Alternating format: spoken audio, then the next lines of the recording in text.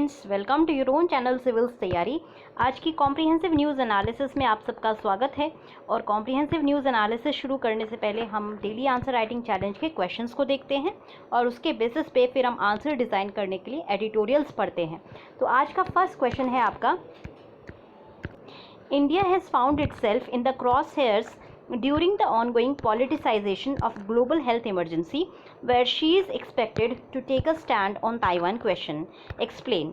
तो क्वेश्चन कहता है कि भारत ने वैश्विक स्वास्थ्य आपातकाल के चल रहे राजनीतिकरण के दौरान खुद को बीच में पाया है, जहां उससे ताइवान के सवाल पर एक स्टैंड लेने की उम्मीद है।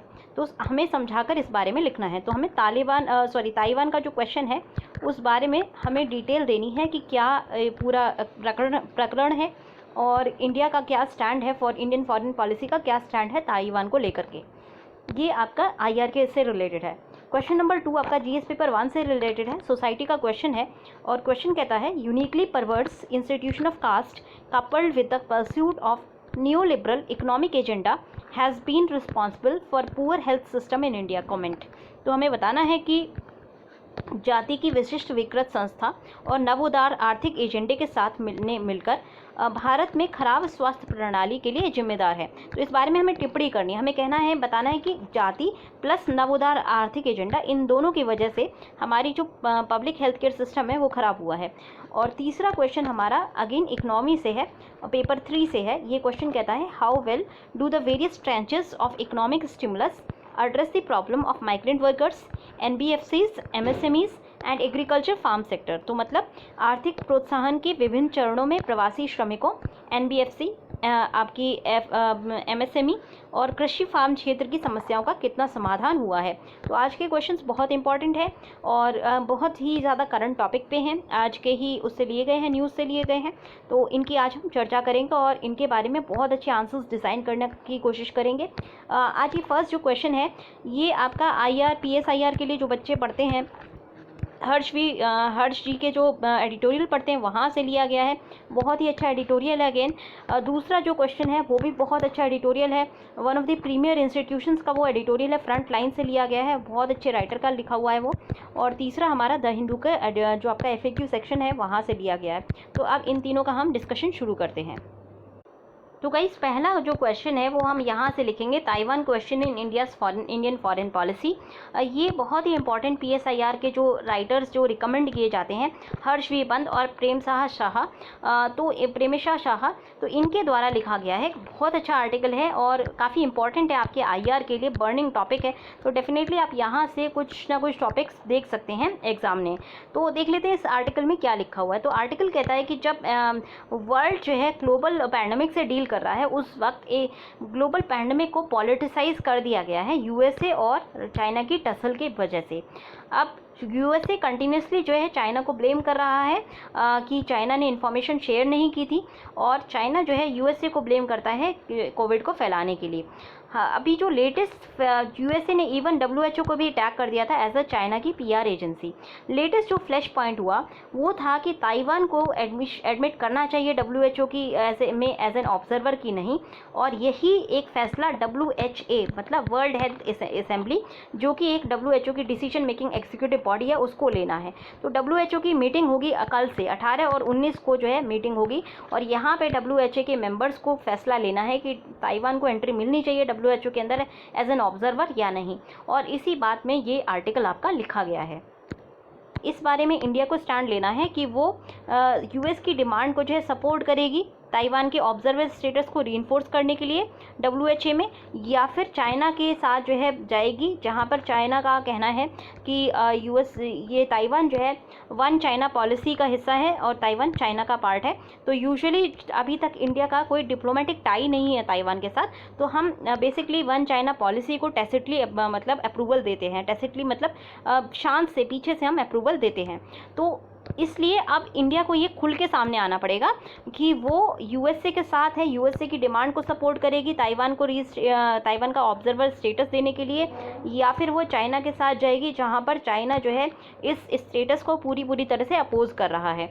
अब अगर हम ताइवान और चाइना की बात करें तो दोनों कंट्रीज़ ने इंडिया के साथ अलग अलग तरीके से एंगेज करने की कोशिश की है। फॉर एग्जांपल, ताइवान ने इंडिया को 1 मिलियन सर्जिकल मास्क डोनेट किए थे, जिससे कि हम पैंडेमिक का जो क्राइसिस है उससे डील आउट कर सकें। और चाइना की अगर बात करें तो चाइनीज़ एम्बेसी ने भी काफ़ी हेल्प किया है। बहुत सारी हमारी एंटीबॉडी किट्स वगैरह आई हैं चाइना से।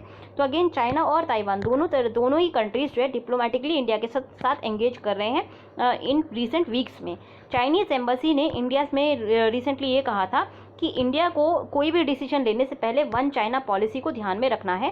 और वन चाइना पॉलिसी, अगेन एक बार याद दिला देती हूँ, वन चाइना पॉलिसी के तहत चाइना जो है सोवरेनिटी एक्सर्ट करता है ताइवान के ऊपर, और ताइवान को एक ब्रेक अवे प्रोविंस कहता है, और इसीलिए इंटरनेशनल कम्युनिटी पे दबाव डाल के रखता है कि वो ताइवान को as an independent nation recognise ना करें। तो ये चाइना ने अगेन इंडिया को याद दिलाया है कि इंडिया वन चाइना पॉलिसी को याद रखे इस इशू को डिसाइड करते वक्त। तो WHO की जो वर्चुअल मीटिंग थी, मतलब वर्ल्ड हेल्थ असेंबली की जो वर्चुअल मीटिंग थी, वो 18 और 19 मई को होनी है, और उसमें बहुत ज़्यादा लाइमलाइट आ गया है क्योंकि US और चाइना का टसल चल रहा है ताइवान को इनवाइट करने को लेकर।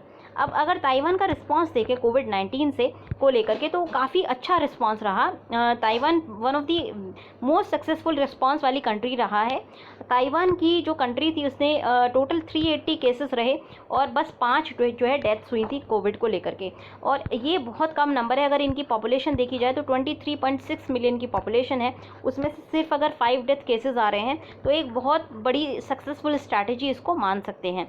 अब क्योंकि ताइवान जो है WHO का मेंबर नहीं है, इसीलिए वो जो है अपनी जो बेस्ट पॉलिसीज़ हैं उनको विश्व के साथ शेयर नहीं कर पा रहा है। और इतना सब करने के बाद, इतनी अच्छी हेल्थ रिस्पांस होने के बावजूद भी WHO की मेंबरशिप से ताइवान को जो है लॉकआउट करके रखा गया है, क्योंकि चाइना के साथ एक कॉम्प्लेक्स रिलेशनशिप है ताइवान का। तो हम ये देख ही चुके हैं कि ताइवान का क्या रिलेशनशिप है।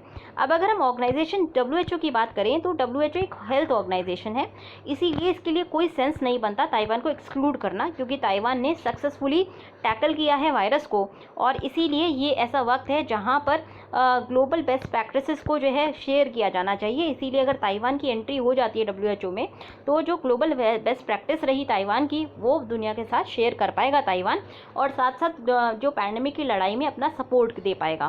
ताइवान की जो हेल्थ मिनिस्टर हैं चेन शी शुंग, इन्होंने एक रीसेंट प्रेस कॉन्फ्रेंस में ये कहा था कि उनको लगता है कि इस एपिडेमिक से WHO क्लियरली जो है रिकॉग्नाइज करेगा कि एपिडेमिक्स के कोई नेशनल बॉर्डर नहीं होते, और इसीलिए किसी भी कंट्री को इसलिए नहीं छोड़ देना चाहिए क्योंकि कोई लूप होल है या किसी और कंट्री ने ब्लॉकआउट कर रखा है। हेल्थ सबके लिए इम्पॉर्टेंट है, और इसीलिए कोई भी कंट्री हो, सब लोग जो है WHO का हिस्सा होना चाहिए। अब बीजिंग जो है इस अपॉर्चुनिटी को, ताइवान पूरी तरह से डिप्लोमेटिक प्रयास कर रहा है कि वो WHO का हिस्सा बन जाए। अब देखिए, अगर ताइवान WHO का हिस्सा बन जाता है तो कहीं ना कहीं यूनाइटेड नेशंस की एक जो एजेंसी है, बहुत बड़ी एजेंसी है, वो ताइवान को एज एन इंडिपेंडेंट नेशन अगर दर्जा देती है, WHO में एंट्री देती है, तो कहीं ना कहीं ये एक अप्रूवल हो जाएगा ताइवान की इंक्रीज स्टेटस का।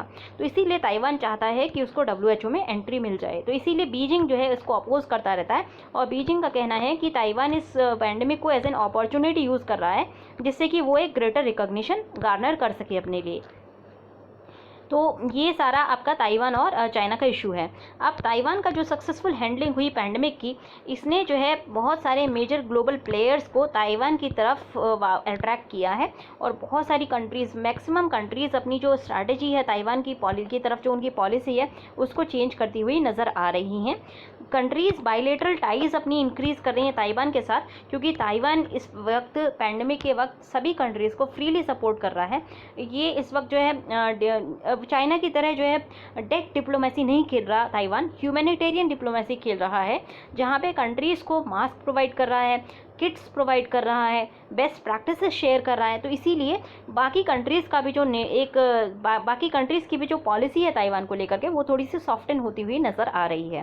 तो एक कंसेंसस जनरेट हो रहा है वैश्विक स्तर पर, जहाँ पर इंटरनेशनल कम्युनिटी जो है ताइवान के लिए तैयार है कि उसको एक्सेस दिया जाए WHO में, और बाकी मल्टीलेटरल एजेंसीज़ में, चाहे चाइना उसको अपोज करे। तो चाइना का अपोजिशन तेज होने के बावजूद कंट्रीज़ ताइवान को रिकॉग्नाइज कर रही हैं, और ये ताइवान के लिए अपने आप आप में डिप्लोमेटिक विक्ट्री जैसा है।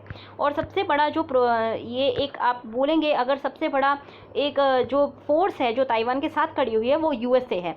यूएसए पूरी कोशिश कर रहा है कि वो ताइवान का इन्वॉल्वमेंट बढ़ाए इंटरनेशनल रिलेशंस में, और इसके लिए ताइवान यूएसए को कुछ सक्सेस भी मिल रहा है बाकी कंट्रीज से।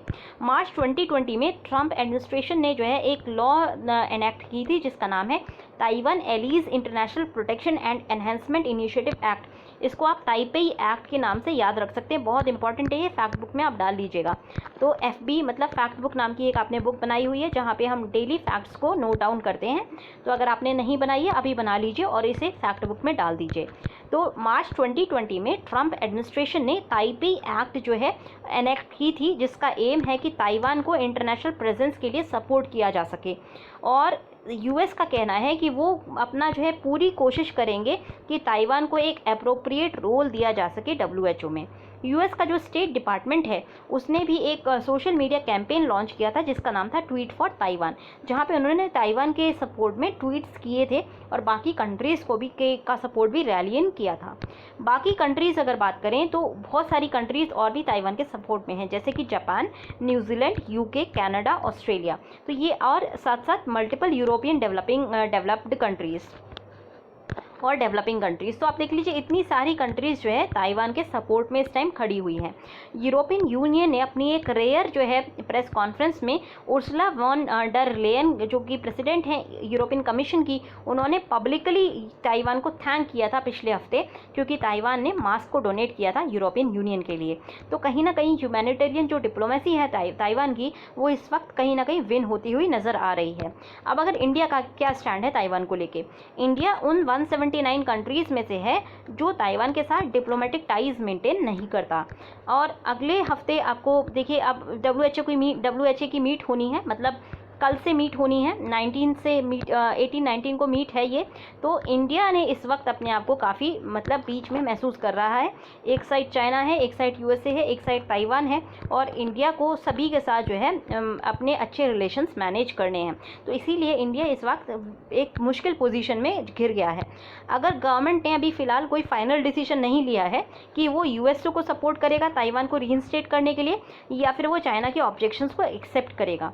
हालांकि इंडिया के external affairs minister S Jaishankar ने एक 7 नेशन की वर्चुअल कॉन्फ्रेंस जो हुई थी उसको अटेंड किया था, जहां पे इस एक सपोर्ट गार्नर करने की कोशिश की गई थी अमेरिका के द्वारा ताइवान के लिए। तो इंडिया के अलावा बाकी जो कंट्रीज़ इस वर्चुअल कॉन्फ्रेंस में थी वो उसमें जो है फॉरेन मिनिस्टर ऑस्ट्रेलिया के थे, ब्राज़ील थी, इजराइल थी, जापान थी और रिपब्लिक ऑफ कोरिया थी, मतलब साउथ कोरिया थी।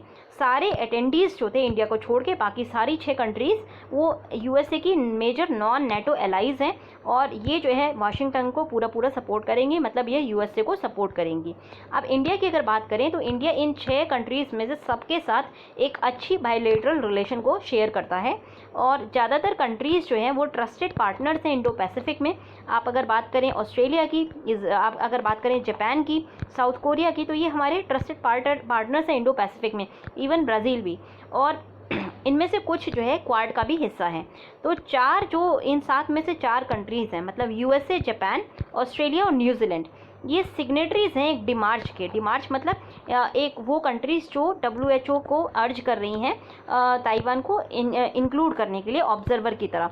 तो उन कंट्रीज़ में से ये 4 कंट्रीज़ जो है हिस्सा हैं। इन 4 कंट्रीज़ का ये इनिशिएटिव है जहाँ पर WHO को इन 4 कंट्रीज़ ने एप्लीकेशन दी है कि वो ताइवान को एडमिट करें ऑब्जर्वर के रूप में, और क्योंकि ताइवान का जो इनपुट होगा काफ़ी मीनिंगफुल और इम्पॉर्टेंट होगा। बाकी जो सिग्नेटरीज हैं इस डिमार्च के वो कनाडा है, फ्रांस है, जर्मनी है और UK है। तो मेजर अगर हम बात करें, ज़्यादातर जो हमारी अच्छी कंट्रीज़ हैं जिनके साथ हम बहुत अच्छे बायलैटरल टाइज शेयर करते हैं, वो सभी कंट्रीज़ ताइवान को सपोर्ट कर रही हैं, और इसी वजह से एक इंडिया के ऊपर प्रेशर है कि इंडो पैसिफिक की रीजन की तरफ से भी, और उसके साथ साथ इंडिया का जो बायलैटरल टाइज की वजह से इंडिया का एक प्रेशर है कि कॉपरेशन, ट्रांसपेरेंसी और ओपननेस के लिए इंडिया भी ताइवान को सपोर्ट करे और ताइवान की एंट्री को पूरा सपोर्ट सपोर्ट करे। अब ताइवान की अगर हम बात करें तो ताइवान बहुत इंपॉर्टेंट स्टेक होल्डर है और बहुत वैल्यूएबल पार्टनर है हेल्थ क्राइसिस में, और ये सिर्फ इंडिया के लिए पूरी विश्व को ताइवान सपोर्ट कर रहा है। ताइवान की गवर्नमेंट काफ़ी एक बड़े स्केल पर मास्क को डोनेट कर रही है उन कंट्रीज़ को जिनको भी ज़रूरत है, और अपने एक्सपीरियंसेस को शेयर कर रही है कि क्या उसने टेक्नोलॉजी यूज़ करी थी और किस तरह से आउटब्रेक को कंट्रोल किया था। इसके साथ साथ ताइवान जो है यूएस एक्सपर्ट्स के साथ वर्क कर रही है जिससे कि जल्दी से डायग्नोस्टिक टेस्ट को किट्स को अवेलेबल किया जा सके और वैक्सीन का डेवलपमेंट किया जा सके। अब अगर इंडिया की और ताइवान की रिलेशन की स्पेसिफिकली बात करें तो इंडिया का जो रिलेशन है ताइवान के साथ वो कुछ सालों में, पिछले कुछ सालों में ऊपर की तरफ नज़र आया है, तो अपवर्ड ट्राजेक्टरी की तरफ है। हमारे अच्छे रिलेशंस हैं ताइवान के साथ भी, और इसीलिए इंडिया के पास एक यूनिक अपॉर्चुनिटी है कि वो अपनी जो टाइज़ हैं ताइवान के साथ लिवरेज कर सके बीजिंग के कंपैरिजन में। अब बहुत सारी एरियाज़ हैं जहाँ पर इंडिया और ताइवान जो है एक दूसरे को सपोर्ट कर सकते हैं डिफेंसिव हुए बिना। पहली चीज़ ये देखिए, वे फॉरवर्ड में आपको डालना है, वे फॉरवर्ड में आप यहाँ पे डालेंगे कि इंडिया के पास एक यूनिक अपॉर्चुनिटी है यहाँ से, ठीक है, कि इंडिया के पास एक यूनिक अपॉर्चुनिटी है जहाँ पर इंडिया अपनी टाइज़ को ताइवान के साथ एक्सप्लोर कर सकता है बिना डिफेंसिव हुए। पहली चीज़ क्या है, इंडिया क्या कर सकता है, इंडिया अपनी ट्रेड टाइज को ताइवान के साथ एनहेंस कर सकता है और ईज़ ऑफ डूइंग बिजनेस बढ़ा सकता है ताइवानीज़ कॉर्पोरेट सेक्टर के लिए। दूसरी चीज़ क्या इंडिया कर सकता है वो है, इंडिया जो है मिनिस्टर्स को विजिट करा सकता है ताइवान के अंदर कल्चर और कॉमर्स से रिलेटेड, तो वहाँ पे भी चाइना का ऑब्जेक्शन नहीं आएगा क्योंकि इंडियन मिनिस्टर्स जो है कल्चर को प्रमोट करने जा रहे हैं या कॉमर्स को प्रमोट करने जा रहे हैं, कोई भी डिप्लोमेटिक एसच ग्रेटर रिलेशनशिप नहीं है, तो इसीलिए ये हम दूसरी चीज़ कर सकते हैं। तीसरी चीज़ है, बहुत सारे ऐसे सेक्टर्स हैं जहाँ पर हम ताइवान के साथ सपोर्ट कर सकते हैं और वो इंडिया के लिए भी क्रिटिकल है, जैसे कि इलेक्ट्रॉनिक्स का सेक्टर हो गया। इलेक्ट्रॉनिक्स के फील्ड में ताइवान की काफ़ी अच्छी एक प्रेजेंस हो रही है अभी। सेमीकंडक्टर्स का हो गया, इससे जो है हमारी चाइना पे डिपेंडेंस भी घटेगी। 5G का एक एरिया हो गया जहाँ पे ताइवान के पास कटिंग एज टेक्नोलॉजी है, तो इन एरियाज़ में इंडिया और ताइवान जो है आपस में कोऑपरेट कर सकते हैं। दूसरी इंपॉर्टेंट सेक्टर है हेल्थ केयर सेक्टर, जहाँ पे ताइवान का पूरा विश्व में ही परचम फैल चुका है हेल्थ केयर सेक्टर को लेकर के, तो हम हेल्थ केयर सेक्टर में भी ताइवान के साथ कोऑपरेशन कर सकते हैं। और इस पैंडमिक के वेग में इंडिया बाकी कंट्रीज़ के साथ की तरह ताइवान के साथ अगर ताइवान के हेल्थ केयर सेक्टर के साथ अगर मिलकर के रिसर्च और डेवलपमेंट करती है तो वहाँ से हम ताइवान के रिस्पॉन्सेस से अच्छे लेसन्स लर्न कर सकते हैं और उन लेसन्स को इंडिया के अंदर भी इम्प्लीमेंट कर सकते हैं। तो idea ministry of external affairs का ये है कि अगर आइडिया है मिनिस्ट्री ऑफ एक्सटर्नल अफेयर्स का कि हम आइडियाज़ को शेयर करें, बेस्ट प्रैक्टिसेस को शेयर करें इंडो पैसिफिक रीजन में, तो इंडिया को पूरी तरह से ताइवान के एडमिशन को सपोर्ट करना चाहिए WHO की वर्चुअल मीटिंग में, और ये एक वेलकम मूव होना चाहिए।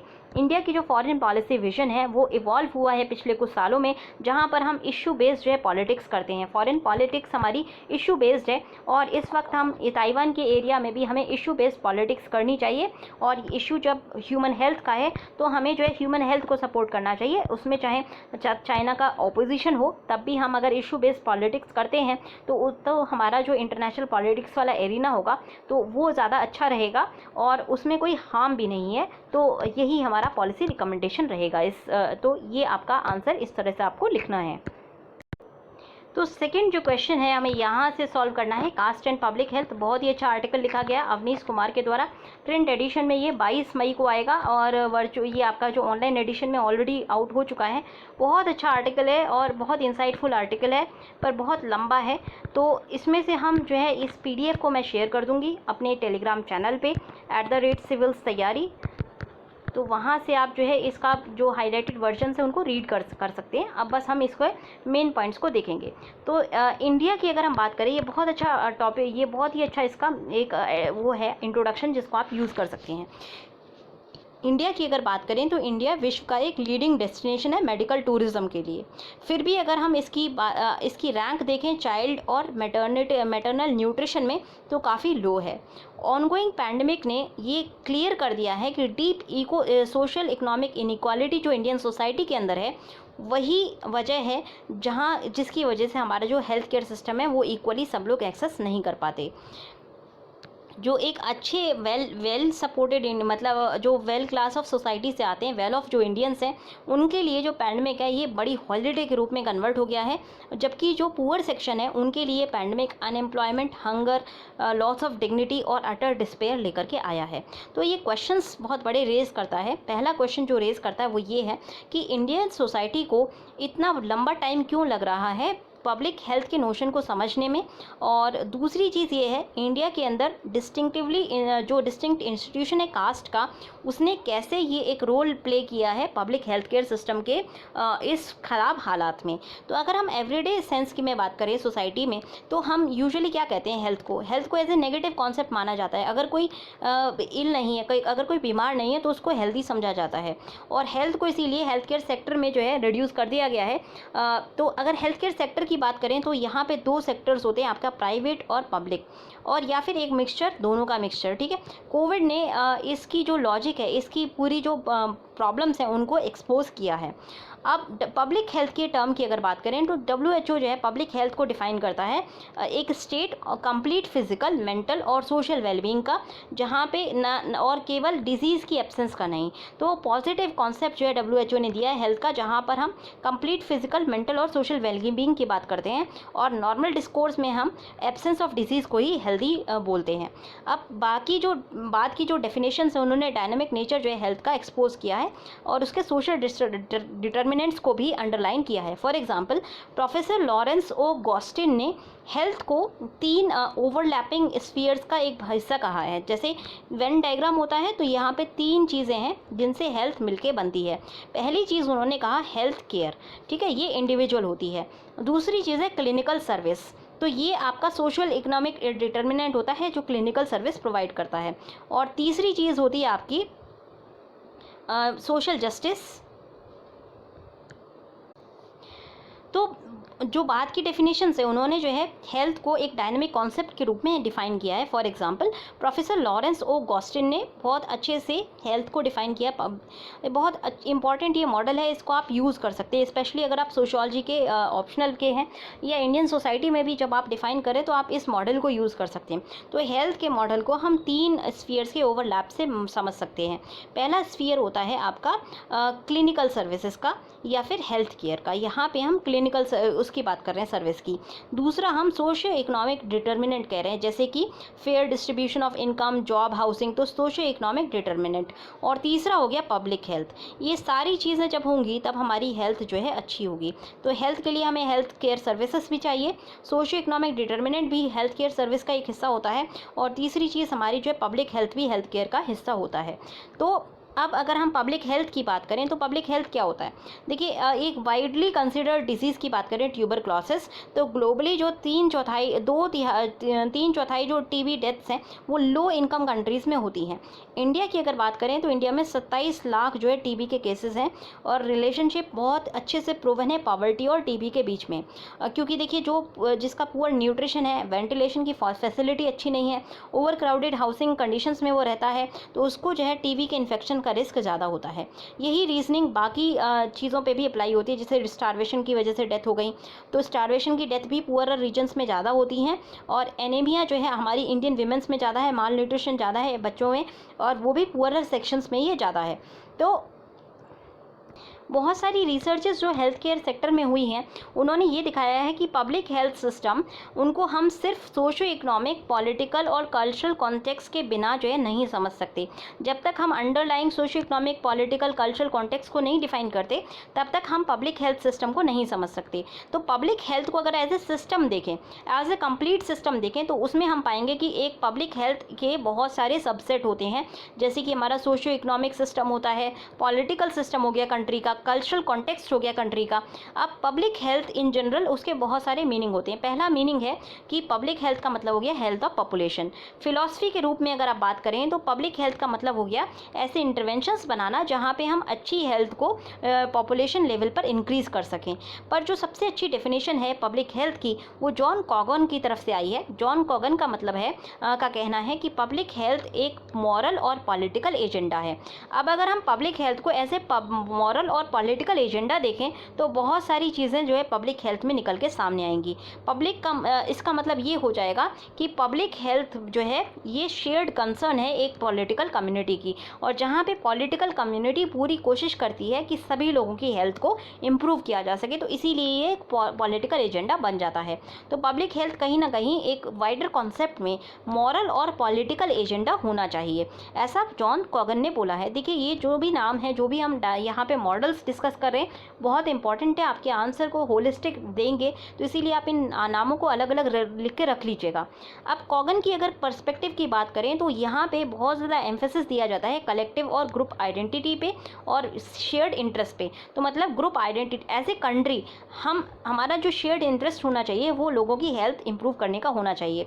तो शेयर्ड इंटरेस्ट तब आता है जब हमारी हिस्टोरिकल कंडीशंस जो है ऐसी रही हो कि हम हमारे अंदर फ्रेटर्निटी की भावना हो। दूसरी चीज़, हमारे सोशो कल्चरल इंस्टीट्यूशंस में कोई ग्रेडेशन नहीं होना चाहिए, कोई भेदभाव नहीं होना चाहिए।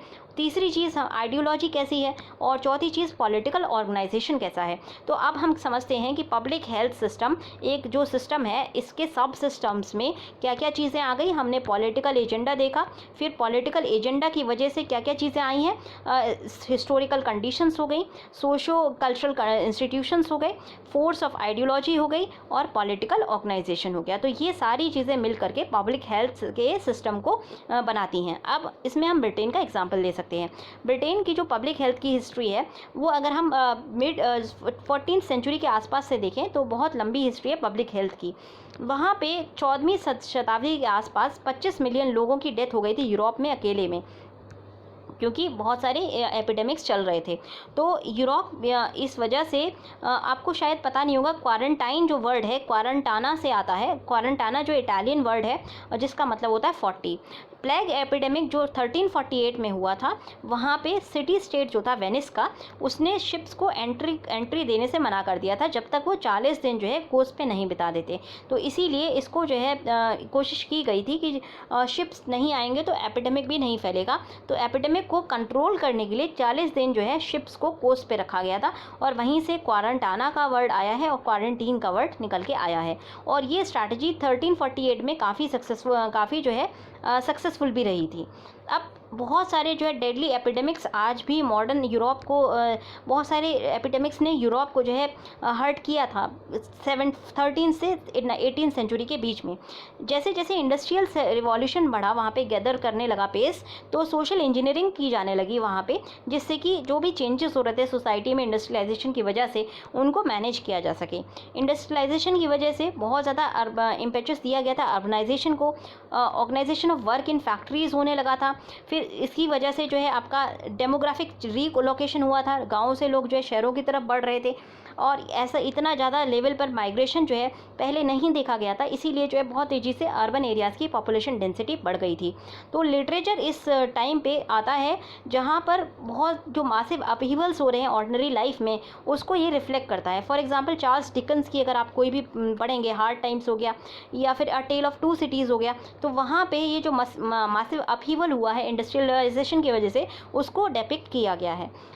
बट अगर हम इम्पोर्टेंट इंस्टीट्यूशनल अरेंजमेंट की वजह की बात करें तो हेल्थ को जो है धीरे धीरे इम्प्रूवमेंट ऑफ हेल्थ जो है एक पॉलिटिकल एजेंडा में आने लगा था। पहली चीज़ ये है कि बहुत सारी जो है पुअर लॉस वहाँ पे एनेक्ट की गई थी 16वीं सेंचुरी में, स्पेशली 1572 से 1601 में, जो थियोरेटिकली कम से कम उनका एक ये मोटिव था कि हम सोशल सोलिडारिटी को जो है रिकॉग्नाइज करें और पॉवर्टी को एलिवेट करने की कोशिश करें। तो ये जो पुअर हेल्थ थी, मतलब पुअर लॉस थी, पुअर जो लॉस थी मतलब पुअर के हित में जो लॉस थी जो बनाई गई थी 16वीं सेंचुरी में, उन्होंने ये रिकॉग्नाइज किया था कि पब्लिक हेल्थ लोकल गवर्नमेंट का, रिलीजियस और चैरिटेबल ऑर्गेनाइजेशंस का, कोऑपरेटिव सोसाइटी का एक जो है फंक्शन है, और इन सभी लोगों का एक कलेक्टिव जो है इंसेंटिव है कि ये उन लोगों की हेल्थ को प्रिजर्व करें जिनको ज़रूरत है। फिर कॉलरा एपिडेमिक हुआ 1832 में, और इसने जो है बहुत इंपॉर्टेंट रोल प्ले किया है। वहाँ की पुअर लॉ अमेंडमेंट एक्ट के थ्रू, जिसने जो है बाद में पब्लिक हेल्थ को जो है एक स्टेट सब्जेक्ट बना दिया था, गवर्नमेंट का एक सब्जेक्ट बना दिया था। पुअर लॉ अमेंडमेंट एक्ट 1834 में आया था और बाद में इसकी वजह से पब्लिक हेल्थ एक्ट भी आ गया था 1848 में। इन दोनों एक्ट्स ने एक ये फोकस प्रोवाइड किया था इंग्लैंड को, जहाँ पर हेल्थ को जो है as a function of state बना दिया था, गवर्नमेंट की रिस्पॉन्सिबिलिटी दी गई थी, जिससे कि गवर्नमेंट जो है लोगों की हेल्थ को सुधारने की कोशिश करे। उसके साथ साथ उसी टाइम पीरियड में वर्कर्स जो थे वो भी आपस में ऑर्गेनाइज हो रहे थे, ट्रेड यूनियंस आ रहे थे, वर्किंग क्लास एक्टिविज्म जो है यूरोप में पैर पकड़ रहा था, उसके साथ साथ यूके में भी पकड़ रहा था, और उसने जो है प्रेशर पुट किया गवर्नमेंट के ऊपर और इंडस्ट्रियल एम्प्लॉयर्स के ऊपर, जिससे कि वर्किंग कंडीशंस जो है वर्किंग क्लास की इंप्रूव हो सके और लिविंग कंडीशंस जो है सबकी इंप्रूव हो सके। फिर उसके अलावा बहुत सारे जो इन्फ्लुएंशियल साइंटिस्ट थे, जैसे रॉडल्फ विरकॉ हो गया यूएसए में, और सिविल सर्वेंट्स जैसे एडविन चार्विक हो गया यूके में, इन्होंने एम्फोसाइज़ किया कि सोशल और पॉलिटिकल एस्पेक्ट जो है एपिडेमिक के काफ़ी इंपॉर्टेंट हैं। सोशली और पॉलिटिकली अगर हम एपिडेमिक को कंट्रोल करना चाहते हैं तो हमें कहीं ना कहीं ये ड्रिंकिंग वाटर चैनल्स वगैरह को देखना होगा कि ये कंटामिनेट ना हो वाटर कैरिंग ड्रेन्स के थ्रू। तो ये सारा जो पीरियड है आपका 16 से 19 सेंचुरी का, यहाँ पे जो है सैनिटेशन अवेकनिंग हो रही थी, लोगों को जो है लोग जो है डिमांड करने लगे थे गवर्नमेंट से हेल्थ केयर फैसिलिटीज़ को, और एक बहुत तेज़ी से जो है सैनिटेशन मूवमेंट जो है ब्रिटिश हिस्ट्री में दर्ज किया गया है। तो ये अर्ली पीरियड जो अवेकनिंग का था, उस वक्त कोई देखिए साइंटिफिक कोई भी एडवांसमेंट नहीं हुआ था, कोई वैक्सीन डेवलप नहीं हुई थी, बट लोगों को ये समझ में आने लगा था कि जो फाउल स्मेल्स हैं उनसे डिजीज़ कैरी होती है, तो इसीलिए मलेरिया को भी नाम जो है बैड एयर से आता है। तो 1873 में मतलब 1848 के आसपास देखिए सैनिटेशन पे वहाँ पे जोर दिया जाने लगा था, और 1873 में लुइस पास्चर ने जर्म थ्योरी को प्रोपैगेट किया था। उसके बाद जो है वैक्सीन का डेवलपमेंट शुरू हुआ है। तो अगर हम की पॉइंट देखें मॉर्टेलिटी के डिक्लाइन की, और अगर हम हिस्टोरिकल एस्पेक्ट देखें ब्रिटेन का, तो हमें ये समझ में आता है कि ब्रिटेन ने का एक सोशो कल्चरल बैकग्राउंड ऐसा रहा, इंडस्ट्रियलाइजेशन की वजह से, अर्बनाइजेशन की वजह से, और वहाँ पे एक जो है ग्रेडेशन नहीं था सोसाइटी का, वर्कर मूवमेंट्स की वजह से कहीं ना कहीं एक डिमांड रही जो है लोगों की, जहाँ पे पब्लिक हेल्थ को एज ए स्टेट पॉलिसी के रूप में कंसिडर किया जाने लगा। तो इसके साथ साथ विलियम बेवरेज ने एक रिपोर्ट दी थी 1842 में जिसको जो है जिसने 1845 में फाइनली हेल्थ को गवर्नमेंट की जो है मेजर रिस्पॉन्सिबिलिटी के रूप में तब्दील कर दिया। तो कैटेगरी जो हेल्थ केयर सर्विस की एज ए कॉमोडिटी जो है तब आई थी जब एपिडेमोलॉजिकली ट्रांजिशन हो चुका था, और बाद में ये आपका रिवॉल्यूशन के रूप में कन्वर्ट हो गई। तो मतलब बहुत सारे एपिडेमिक्स जो हुए थे यूरोप में, और बहुत सारी जो लाइव्स गई थी यूरोप में, वहाँ पे धीरे धीरे लोगों को अपने एक्सपीरियंस से रियलाइज़ हो गया था कि हमारी जो पुअर सैनिटेशन है उसकी वजह से डिजीज़ फैल रही हैं, और अगर हमें जो है अपने आप को बचाना है, हेल्थ को कंजर्व करना है, तो हमें सैनिटेशन इम्प्रूव करना होगा। तो एक सैनिटेशन पे एक अवेकनिंग हुई थी यूरोप में, और स्पेसिफिकली यूके के अंदर। दूसरी चीज़, वहाँ पे जो वर्कर मूवमेंट्स वगैरह थे उसकी वजह से लोगों ने डिमांड करना शुरू कर दिया, क्योंकि वर्कर्स खुद से हेल्थ केयर को नहीं अफोर्ड कर सकते थे, तो उन्होंने जो है गवर्नमेंट से डिमांड करना शुरू कर दिया। तो सोशल जो आपका सैनिटेशन प्लस हेल्थ केयर, इन दोनों पे काफ़ी इम्पेचस जो है मिड 16, 17, 18, 19 सेंचुरी में आ चुका था। अब इसी तरह से 20th सेंचुरी, ये सारा काम देखिए 19th सेंचुरी में हो चुका है यूरोप में सैनिटेशन इंप्रूव हो चुका था 19th सेंचुरी में ही, और साथ साथ पब्लिक हेल्थ के ऊपर भी इम्पेचस जो है पब्लिक हेल्थ केयर सिस्टम्स, गांव में प्राइमरी हेल्थ केयर सिस्टम्स जो है डेवलप करने शुरू हो गए थे पब्लिक हेल्थ को जैसे ही गवर्नमेंट का एक फंक्शन बनाया था। तो इसीलिए वहाँ पे 1950 के बाद यूरोपियन नेशंस में और बाकी कंट्रीज़ में लाइफ स्टाइल ओरिएंटेड डिजीज़ की तरफ फोकस शिफ्ट हो गया था, क्योंकि वो बाकी जो सैनिटेशन इश्यूज़ हैं उनको ऑलरेडी जो है टैकल कर चुके थे। अब इसको अगर आप कॉन्ट्रास्ट करेंगे ग्लोबल साउथ के साथ, फॉर एग्जांपल इंडिया के साथ, तो इंडिया की अगर बात करें तो हमने ट्रांजिशन नहीं किया, क्योंकि हमने जो है अपना अभी इन्फेक्शस डिजीज़ के ऑनस्लॉट को ही हम ख़त्म नहीं कर पाए हैं।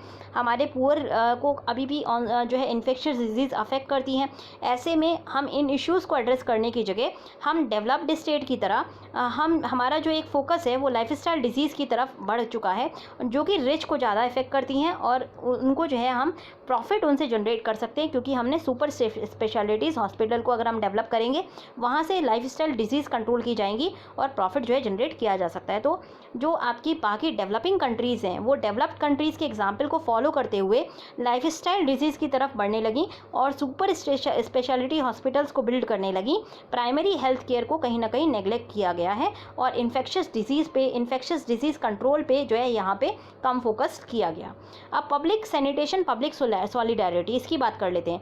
पहली चीज़ ये है कि जो सब्सटेंशियल प्रोग्रेस है डिक्लाइनिंग मोर्टेलिटी में और एडवांस लिविंग कंडीशन में, इनको हम देख सकते हैं यूरोप में इस वजह से आया था क्योंकि क्लासिकल और इनएक्सपेंसिव पब्लिक हेल्थ इंटरवेंशन वहाँ पे लिए गए थे, जैसे कि ड्रिंकिंग वाटर जो है सेफ बनाया गया था, ड्रेनेज को सही किया गया था, सैनिटेशन को इम्प्रूव किया गया, हाउसिंग को इम्प्रूव किया गया। तो ये लेसन जो है पब्लिक सैनिटेशन का है। तो इन्फेक्शियस डिजीज़ को कंट्रोल करने के लिए यूरोपियन नेशंस ने सबसे पहले पब्लिक सैनिटेशन को इम्प्रूव किया था। दूसरा जो लेसन लर्न कर सकते हैं वो हम वेलफेयर स्टेट और नेशनल हेल्थ जो एक नेशनल हेल्थ स्कीम की बात करें, वहाँ से हम लर्न कर सकते हैं। नेशनल हेल्थ स्कीम एक वेलफेयर स्टेट की वजह से आया था। वहाँ पे एज अ सोसाइटी, पूरी सोसाइटी ने मिल करके ये डिमांड किया कि नेशनलाइजेशन होना चाहिए सभी हॉस्पिटल्स का एनएचएस के थ्रू, और यही एक सक्सेस का बहुत एनएचएस का सक्सेस इसी वजह से हुआ क्योंकि सारे हॉस्पिटल्स को नेशनलाइज कर दिया गया था। तो उन्होंने जो है क्या किया, एक सिंगल यूनिफाइड वर्कफोर्स को क्रिएट किया जिसका एम ये था कि कॉमन स्टैंडर्ड होना चाहिए और सेंट्रली नेगोशिएटेड पे होनी चाहिए, कलेक्टिव पार्टिसिपेशन होना चाहिए इन हॉस्पिटल्स का, जिससे कि सारे यूके के अंदर एक जो है हेल्थ केयर को इम्प्रूव किया जा सके। डॉक्टर्स, बाकी जो प्रोफेशनल्स हैं, पेशेंट और पब्लिक, उनके अंदर सेंस ऑफ ओनरशिप आ गई थी एनएचएस के लिए, और इसी फीलिंग की वजह से एनएचएस के में और पेशेंट्स के बीच में एक म्यूचुअल ट्रस्ट डेवलप हुआ, और यही एक वजह था जिसकी वजह से वहाँ का जो हेल्थ केयर सिस्टम है वो काफ़ी अच्छा और पब्लिक सॉलिडारिटी के साथ इम्प्रूव हो पाया, क्योंकि लोगों का कॉमन इंटरेस्ट था, लोगों की एक शेयर्ड कंसर्न थी पब्लिक हेल्थ को लेकर के। अब इंडिया यहाँ से लेसन क्यों नहीं लर्न कर पा रहा है, तो इंडिया की अगर बात करें तो इंडिया में भी जो आपका जोसेफ वोर कमेटी थी 1946 में, उसने भी इंडिया में एनविजन किया था इंडियन एनएचएस। तो इंडिया में भी एनएचएस की जो परिकल्पना हो गई थी 1946 में ही हो गई थी, बट हमारे कॉन्स्टिट्यूशन ने पब्लिक हेल्थ को और एजुकेशन को नॉन मैंडेटरी डीपीएसपी का हिस्सा बना दिया था। तो देखिए, पब्लिक हेल्थ जो है यूके में एक फंडामेंटल राइट के रूप में आप मान सकते हैं, जबकि इंडिया के अंदर ये एक डीपीएसपी है, directly principle of state policy है, नॉन मैंडेटरी है। तो अगर गवर्नमेंट की मर्जी है तो वो प्रोवाइड करेगी, नहीं है तो वो प्रोवाइड नहीं कर पाएगी। तो ये जो लैक ऑफ सीरियसनेस है इंडियन स्टेट की पब्लिक हेल्थ की तरफ इन जनरल, और ये इसी वजह से हो सकती है क्योंकि हमारा जो इसकी लैक ऑफ सीरियसनेस को हम इसी चीज़ से मेजर कर सकते हैं कि हमारी जो पहली हेल्थ पॉलिसी स्टेटमेंट आई है वो 36 साल बाद आई है इंडिपेंडेंस की, 1983 में आई थी। आप ये सोचिए 1983 तक हमारे पास कोई पब्लिक हेल्थ स्टेटमेंट ही नहीं था, कोई पॉलिसी नहीं थी यूनिफाइड पब्लिक हेल्थ को लेकर के, और वो भी हमारी इसलिए आई थी क्योंकि हमने जो है अल्मा आटा डिक्लेरेशन साइन किया था, जहाँ पे यूनिवर्सल प्राइमरी हेल्थ केयर की बात की गई थी। क्योंकि हम इसके सिग्नेटरी बन गए थे, इसीलिए हमें ये पॉलिसी लाना हमारे लिए कंपल्शन सा था। तो अगर हम बात करें इंडियन इंडिपेंडेंस के बाद इंडिया ने पब्लिक हेल्थ में और पब्लिक एजुकेशन में बहुत मिनिमल जो है स्पेंडिंग की है। एजेंडा जो स्टेट का रहा वो ज़्यादातर अपर क्लास आउटलुक से इन्फ्लुएंस रहा, और इसीलिए स्टेट में एक कन्विक्शन की कमी थी जहाँ पर हम सोशो इकोनॉमिक रिफॉर्म्स को ला सकें।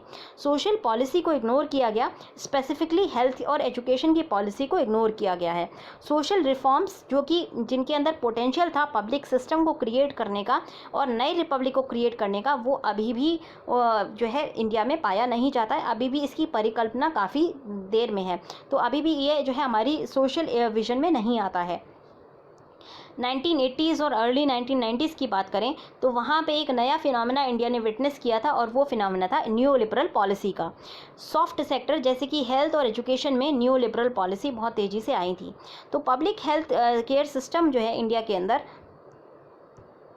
उसमें जो सीरियस एंगेजमेंट हुआ है वो केवल नेशनल रूरल हेल्थ मिशन के बाद हुआ है, और नेशनल हेल्थ मिशन 2005 के आसपास हुआ है। फिर भी जो मासिव इसमें जो एक्सपेंडिचर की अगर बात करें तो काफ़ी कम है। आउट ऑफ पॉकेट जो एक्सपेंडिचर है, जहाँ पे अगर जो हेल्थ पे हम लोग खर्चा करते हैं अपनी पॉकेट से करते हैं, अपनी पर्सनल सेविंग से या बोरोइंग से करते हैं, वो ज़्यादा है। और बाकी जो आपका पब्लिक अगर एक्सपेंडिचर की बात करें तो वो हमारा बहुत कम है। टोटल जो हेल्थ पे एक्सपेंडिचर होता है उसका 3/4 हिस्सा आउट ऑफ पॉकेट एक्सपेंडिचर में आता है, हमारी पर्सनल सेविंग्स से जाता है और केवल 1/4 हिस्सा गवर्नमेंट जो है स्पेंड करती है। तो ये कहीं ना कहीं न्यू लिबरल कैपिटलिज्म की वजह से आता है और इसके दो रीजंस हैं। पहला रीज़न है आइडियोलॉजिकल फोर्स ऑफ कास्ट, दूसरा रीज़न है आपका न्यू लिबरल कैपिटलिज्म। ये दोनों चीज़ें जो है पॉपुलर मोबिलाइजेशन को रोकती हैं और पब्लिक हेल्थ के एजेंडा को प्रमोट करने से डिस्करेज करती हैं। तो अब देख लेते हैं कास्ट सैनिटेशन और सोशल कंट्रोल कैसे अफेक्ट करते हैं पब्लिक हेल्थ को। तो इंडियन सोसाइटी की अगर बात करें तो ये बहुत सारी कास्ट से मिलकर बना हुआ है और कास्ट की सिस्टम की अगर बात करें तो यहाँ पे ग्रेडेड हायरार्की है। ग्रेडेड हायरार्की का मतलब ये हुआ कि लोग को ग्रेड किया हुआ है बड़ी से छोटी कास्ट के बीच में। दूसरा है एक कास्ट सिस्टम का हमारा बेसिक स्ट्रक्चर ये है, बेसिक फीचर ये है कि कोई फ्री एंट्री नहीं है और एग्जिट नहीं है एक कास्ट से दूसरे कास्ट में। तो ये बेसिक प्रिंसिपल जो कास्ट की है ये एक्सप्लेन करती है प्योरिटी, और ये इसको जो है प्योरिटी और पॉल्यूशन के बेसिस पर हम एक्सप्लेन कर सकते हैं। जैसे कि दोनों को हम डिफाइन करते हैं रिचुअल इम्प्लीकेशंस के फॉर्म में।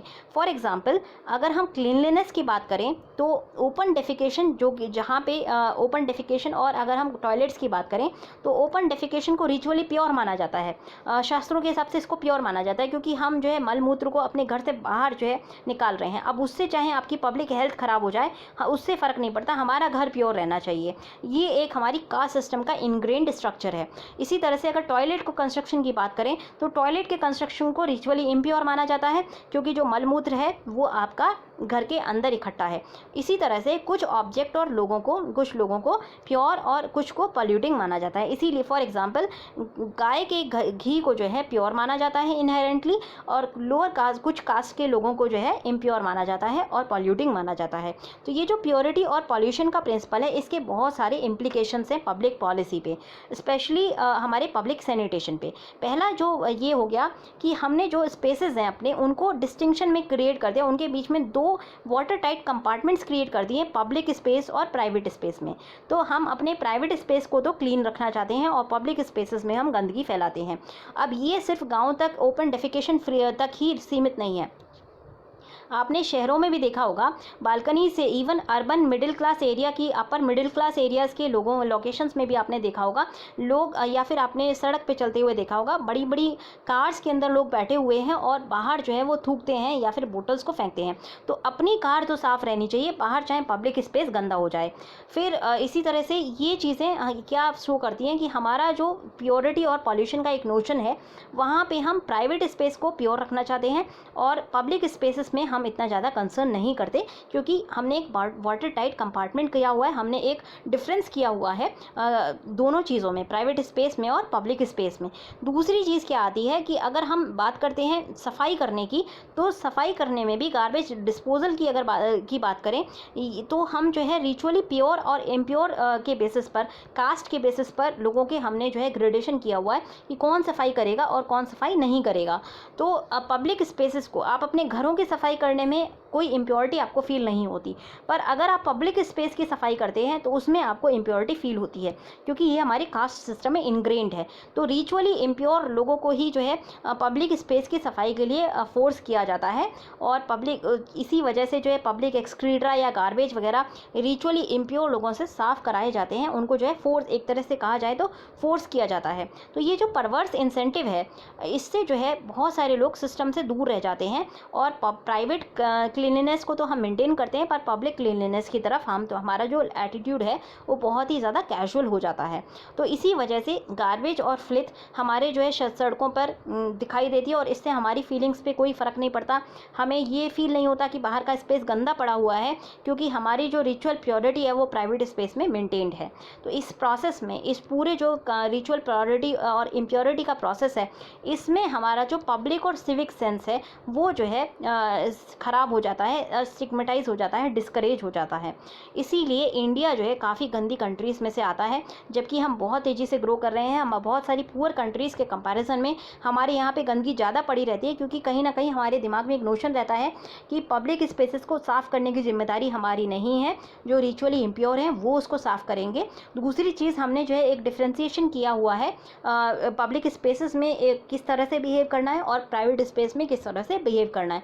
फॉर एग्जाम्पल एग्जांपल, जब हम अपने घर को सफाई करते हैं तो हम ये नहीं मानते कि हम इम्प्योर हो गए, पर अगर हम पब्लिक प्लेसेस की सफाई करते हैं तो हमारे दिमाग में ये आता है कि हम इम्प्योर हो गए हैं। तो ये कास्ट का जो सिस्टम है, इसने पब्लिक सैनिटेशन को बहुत ज़्यादा ख़राब कर दिया है और पब्लिक सैनिटेशन की कमी की वजह से ही डिजीज़ के स्प्रेड होने का खतरा बढ़ जाता है।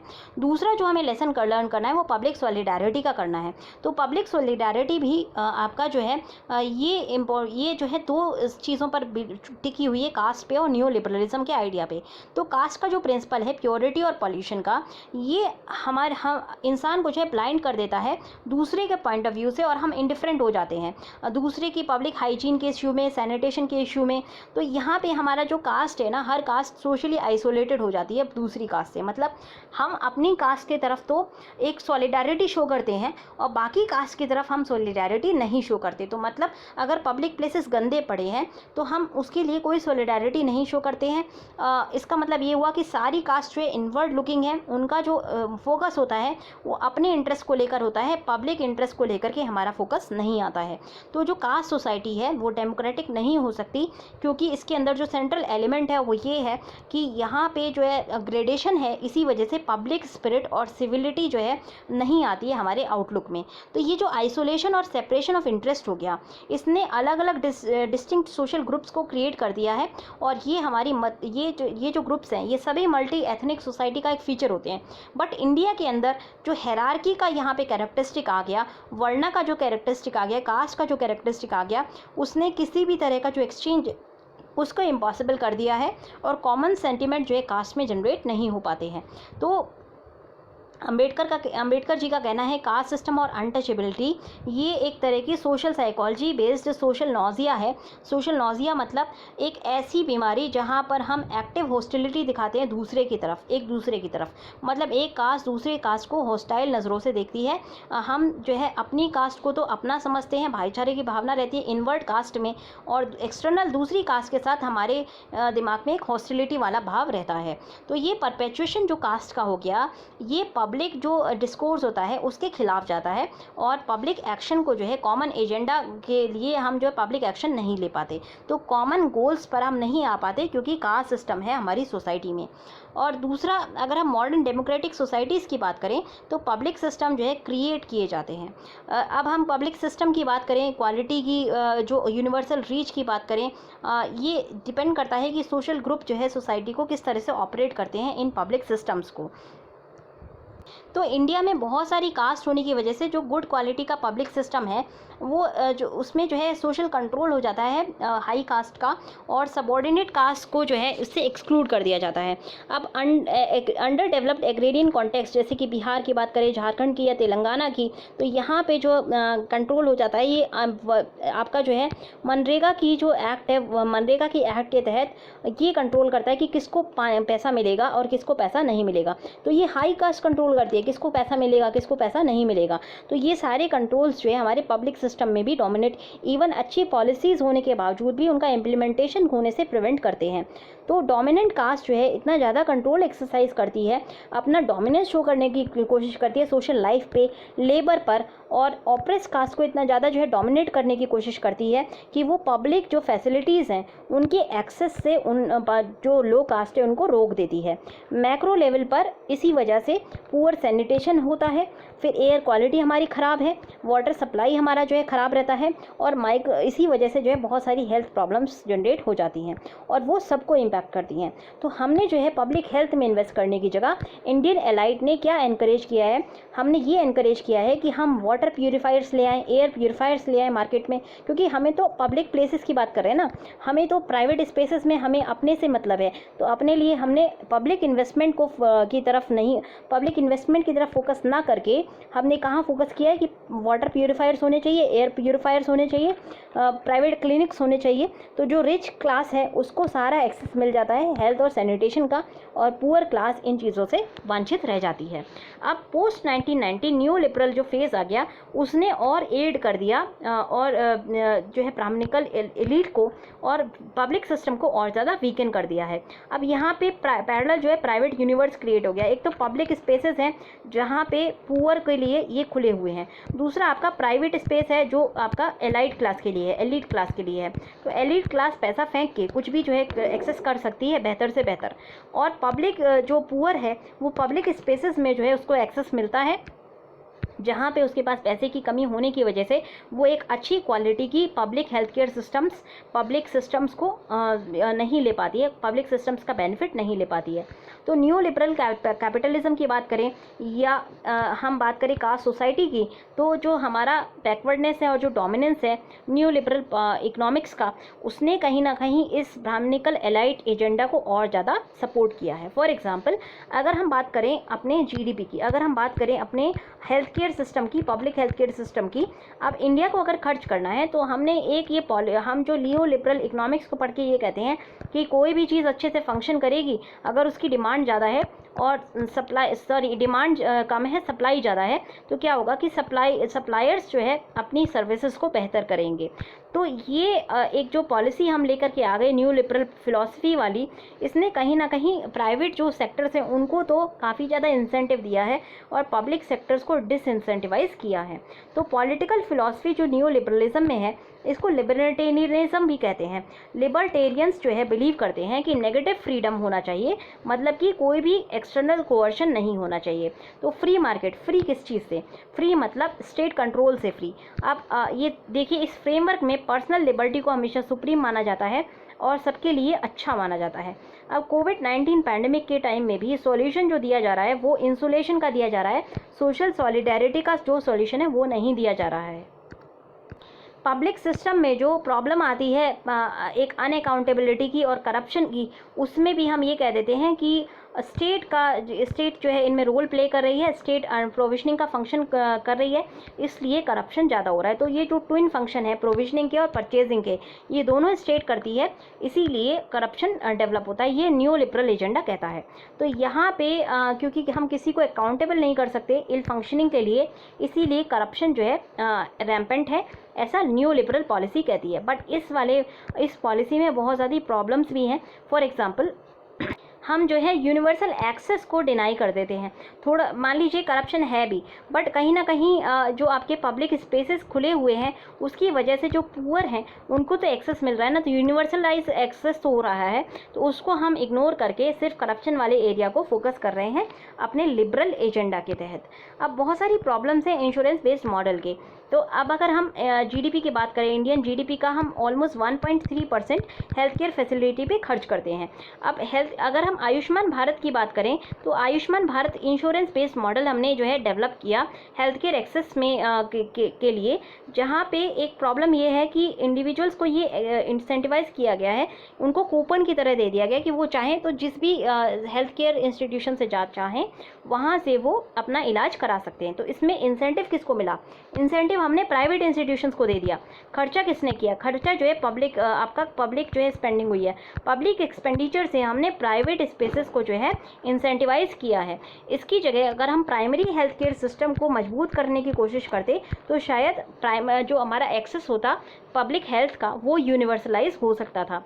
यही चीज़ तो ये सारी चीज़ें क्या होती हैं, ओवरऑल जो हम इंजेक्शन कर रहे हैं 200 जो ओवरऑल इंजेक्शन है प्राइवेट हेल्थ केयर सिस्टम में ऑलमोस्ट $200 बिलियन का है पब्लिक एक्सपेंडिचर और प्राइवेट टैक्स एग्जेम्प्टेड एक्सपेंडिचर जो आउट ऑफ पॉकेट स्पेंडिंग से होता है, ये हम प्राइवेट सेक्टर में स्पेंड करते हैं हेल्थ इंश्योरेंस के थ्रू, प्रीमियम्स के थ्रू, और इससे जो है हम सेकेंडरी और टर्शरी हेल्थ केयर सेक्टर को डेवलप कर पाते हैं। अब प्राइमरी सेक्टर क्या है? प्राइमरी सेक्टर स्टेट के भरोसे रह जाता है और उसको इसी वजह से यूनिवर्सलाइज एक्सेस नहीं मिल पाता। तो अगर हम ये सारा खर्चा सिर्फ प्राइमरी हेल्थ केयर सिस्टम को सपोर्ट करने में लगाते तो शायद पब्लिक हेल्थ हमारी ज़्यादा बेहतर होती। इसमें हम केरला का एग्जांपल देख सकते हैं। केरला ने जो स्पेंडिंग की है, मैक्सिमम स्पेंडिंग वहाँ पे आपको जो है प्राइमरी हेल्थ केयर सेंटर्स में मिलेगी। इसीलिए अपोलो जैसे हॉस्पिटल्स, मात्र एक हॉस्पिटल है केरला में अपोलो का, और सुपर स्पेशलिटी हॉस्पिटल्स की बहुत ज़्यादा कमी है। उसके बावजूद जो वहाँ की हेल्थ केयर सिस्टम है वो बहुत अच्छा है, रोबस्ट है, क्योंकि वहाँ पर जो स्पेंडिंग की गई पब्लिक हेल्थ में, प्राइमरी हेल्थ केयर सिस्टम में स्पेंडिंग की गई है। तो अगर हम इंश्योरेंस बेस्ड मॉडल में स्पेंडिंग करते हैं तो हमारा जो इंसेंटिव होगा वो सेकेंडरी और टर्शरी केयर में होगा। रूरल एरियाज़ में जो एक्सेस है, पुअर को जो एक्सेस है हेल्थ केयर का, वो कहीं ना कहीं नेग्लेक्ट हो जाता है। तो हमारा जो पब्लिक हेल्थ डिस्कोर्स है वो कंफ्यूज हो गया है दो पोलर पोजीशन में। पहला तो वेलफेयर स्टेट वाली पोजीशन हो गई, जहाँ पे हम यूनिवर्सल पब्लिक हेल्थ सिस्टम बनाना चाहते हैं जिसके में बहुत ज़्यादा हैवी इन्वेस्टमेंट चाहिए और public health system infrastructure create करना चाहिए जैसे कि नेशनल हेल्थ मिशन। और दूसरा हमारा न्यू लिबरल ओरिएंटेशन, जिसमें पब्लिक इन्वेस्टमेंट जो है प्राइवेट हेल्थ इंश्योरेंस सिस्टम में चाहिए। तो अब हमने क्या किया, यूनिवर्सलाइज करने की कोशिश कर रहे हैं, पर हम इन्वेस्ट कहाँ कर रहे हैं, हम इन्वेस्ट कर रहे हैं प्राइवेट हेल्थ केयर सिस्टम में, जिससे कि हमारा जो मॉडल निकल के आ रहा है वो फ्लॉड निकल के आ रहा है। तो कंक्लूजन में हम ये कह सकते हैं कि पब्लिक हेल्थ एजेंडा जो है वो दो कॉम्पोनेंट्स पे बेस्ड है। पहला, यहाँ पे हमें एक स्ट्रगल करना पड़ रहा है सोशल जस्टिस के लिए, जो कास्ट के अगेंस्ट स्ट्रगल है, और जहाँ पे हमें फाइट करनी है न्यू लिबरल सोशल पॉलिसी से। और हम न्यू लिबरल सोशल पॉलिसी के खिलाफ जा करके पब्लिक हेल्थ को हमें यूनिवर्सलाइज करने की कोशिश की जानी चाहिए। सोशो पॉलिटिकल लेवल पर हमें हेल्थ को इंक्लूड करना चाहिए सोशल जस्टिस के एजेंडा में, और पब्लिक इंटरेस्ट इसमें हमें क्रिएट करना चाहिए, एक शेयर्ड कंसर्न होनी चाहिए। और ये पहला स्टेप होगा sustainable public health care system के लिए। Public health care system, education और ट्रांसपोर्ट सिस्टम, ये सभी सेक्शंस ऑफ सोसाइटी के लिए इंपॉर्टेंट है और सभी के फंक्शनिंग और सस्टेनेंस के लिए इम्पॉर्टेंट है। तो जब तक एक कॉमन शेयर्ड कंसर्न नहीं आएगी तब तक हम कल्चरल और सोशल बैरियर्स को ब्रेक करके, कास्ट और क्लास की बैरियर्स को ब्रेक करके एक अच्छा पब्लिक सिस्टम जो है क्रिएट नहीं कर पाएंगे। और पॉलिटिकली जो है हमें सेग्रीगेट करके जो पॉलिटिकल पार्टीज़ हैं वो हमारा फ़ायदा उठाती रहेंगी और सोसाइटी हमारी सेग्रीगेट होती रहेगी कास्ट की बेसिस पे। तो हमें क्या करना है, हमें एक शेयर्ड कंसर्न लेकर के आनी है पब्लिक हेल्थ को लेकर के, और एक कॉमन कॉन्शियसनेस क्रिएट करनी होगी, जहाँ पर हमें ये लोगों को तक पहुँचाना होगा कि अगर हम पब्लिक हेल्थ केयर को यूनिवर्सलाइज कर देते हैं तो उसमें एलाइट और पुअर दोनों का ही भला है। अगर हम इसमें जो है सेकेंडरी और टर्शरी हेल्थ केयर सिस्टम पे ज़्यादा स्पेंडिंग करते हैं तो इसमें न केवल पुअर का घाटा होता है, इवन एलाइट को ज़्यादा आउट ऑफ पॉकेट एक्सपेंडिचर करना पड़ता है।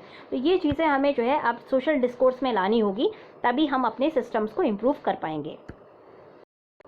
तो गाइस, आपका जो थर्ड क्वेश्चन है वो आपको FAQ सेक्शन में इन तीनों सेक्शन से लिखना है। एक बार आप पढ़ के देख लीजिएगा। साथ में मैंने आत्मनिर्भर भारत का पार्ट 1 भी डाल दिया था और कल भी हमने डिस्कस किया था कि एग्रीकल्चर सेक्टर से क्या क्या बेनिफिट मिलेगा, तो ये हम डिस्कशन कर चुके हैं, इसलिए आज मैं दोबारा रिपीट नहीं करी क्योंकि हमारा जो सेकेंड वाला डिस्कशन था वो थोड़ा लंबा खिंच गया है।